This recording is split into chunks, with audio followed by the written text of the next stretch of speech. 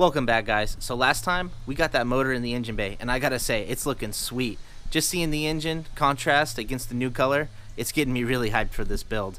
I realized last time I didn't get that many shots of the bay, so I'm gonna go ahead and get some more shots so you guys can get a better idea of how it's looking in the bay. As you can tell, there's still a few things that need to be addressed. There's some rusty hardware I need to replace, and a few other things I gotta get cleaned up. But for today, we're gonna be installing the Part Shop Max Angle Kit and clearancing out the wheel well to make more room. And I'm going to show you guys the process of how I go about doing that. As far as setting up the angle kit, there's really not much going on. The angle kit is pretty much already set up from when it was in my last car, so it really shouldn't need too much adjusting or anything. So I'm just going to bolt that thing up, and we're going to be focusing more on clearancing the wheel well for the angle kit today. But first things first, I got to pull out these tension rod brackets. They got a little overspray on them when I painted the bay. Not a big deal. I was planning on painting them anyways. So we're going to pull those out, prep them, spray them black, get them back in, and then we're going to get that angle kit bolted up, and we're going to start clearancing it out. So yeah, guys, let's get started on this thing.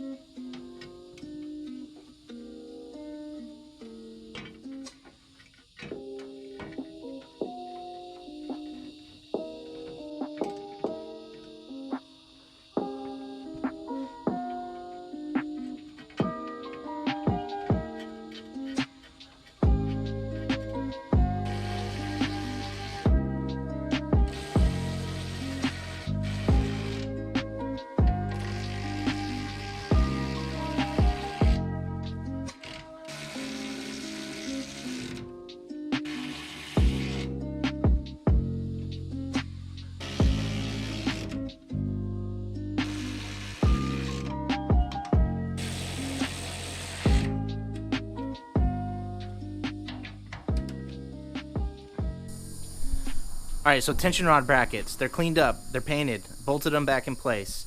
I could have spent a little bit more time prepping and painting them, but honestly, it's nothing anyone's going to be able to really see once the fan shroud's in. Alright, up next, we're going to bolt that angle kit in. I'm going to start by bolting up the passenger side first. Since the coilover knuckle and arms are all bolted together, it's a pretty hefty assembly. So I'm going to start by bringing up the top hat and bolting up the top hat on the coilovers first, and then bringing in the arms underneath and bolting those up. I think that's probably going to be the easiest way to tackle it. For the hardware, I've been really digging the yellow zinc plated stuff recently. Nissan used it on some of their stuff, some of their brackets and stuff, and it tends to last a little longer than some other hardware that I've bought in the past. Some of the stuff that's coated black tends to rust really quickly. This yellow zinc coated stuff, it's got a good look to it, and it lasts a long time. So I'll provide a link in the description to some common Nissan thread pitches, bolts and nuts that are yellow zinc coated. I'm gonna get started on bolting up this angle kit. Let's get this thing bolted up and then get those wheels on and see where we're at.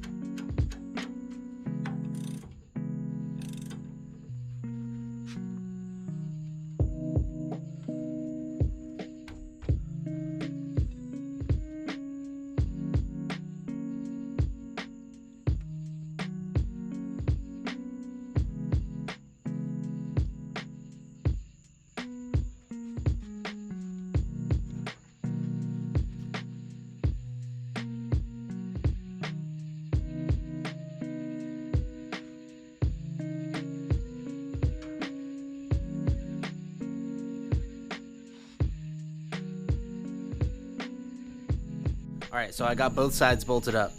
There's still a few other things I gotta do. I gotta throw the sway bar in, and I gotta run the brake lines through. Unfortunately, it's a little too late for me to break out the power tools, so I gotta pack it up and call it a night. We'll jump right back into this tomorrow, and we'll get this thing finished up. Alright guys, so picking up where we left off, I'm gonna go ahead and grab this sway bar, install it on the build. So yeah, let's go ahead and knock this thing out. So one of the cool parts that actually came with this car is these sway bars front and rear. They're kind of an older part. They're called white line sway bars, but it's still a really cool part, and I've never really used aftermarket sway bars before, so I'm gonna run them and see how it goes. The major difference here is the different mounting points for the end links. It's just there for adjustability. So we're gonna go ahead and clean these things up. I might paint them, and we're gonna throw them in there and then move on from there.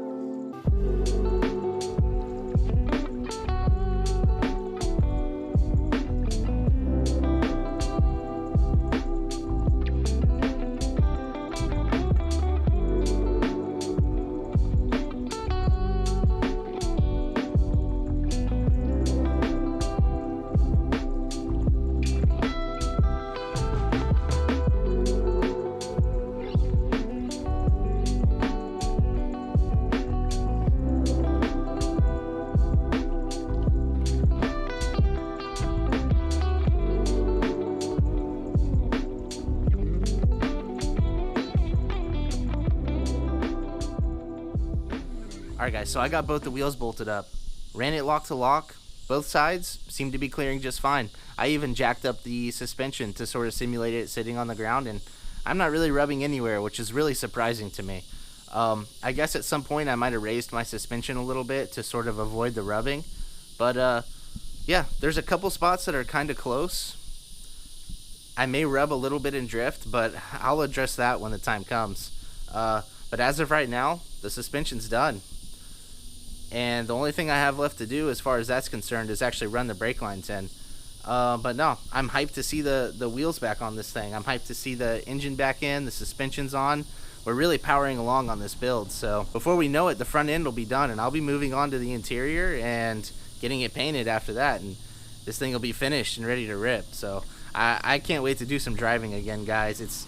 I'm getting really hyped about this. But yeah, I guess that's going to be it for tonight, guys. If you want to keep up with the build, please consider subscribing. I'm updating this build pretty much weekly at this point. I know the last upload was a little bit behind. Trust me, that's not going to be a regular occurrence. Every week at the very least, sometimes more, I'm going to have content out for you guys. And this build is coming along really nicely. It's going to be sick, and you guys just wait. This thing's going to be a ripper for sure. But yeah, thanks for watching, guys. I'll see you in the next one.